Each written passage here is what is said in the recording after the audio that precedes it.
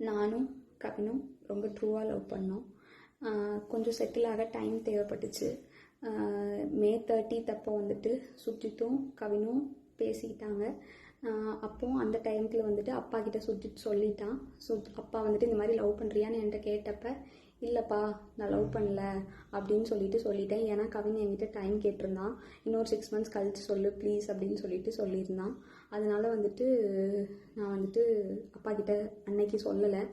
அதுக்குள்ளே next upcoming மந்த்துக்குள்ளே இப்படி ஆயிடுச்சு. 2 பேருக்குள்ளே என்ன கான்வர்சேஷன் போச்சுங்கிறது தெளிவாக தெரியாது. ஆனால் கவினுக்கு ஃபோன் பண்ணி சுஜித் வந்துட்டு பொண்ணு கேட்க வாங்க, இவ மேரேஜ்க்கு மூவ் பண்ணாதான் அடுத்து என்னோடய ப்ரொஃபஷனை பார்க்க முடியும் அப்படின்னு சொன்னான் அப்படிங்கிறது எனக்கு தெரியும் கண்டிப்பாக. அதுக்கப்புறமா வந்து 27 என்ன நடந்துச்சு அப்படின்னா, அன்றைக்கி கவின் வராங்கிறது எனக்கு தெரியாது. நான் 28 ஈவினிங் தான் வர சொல்லியிருந்தேன்.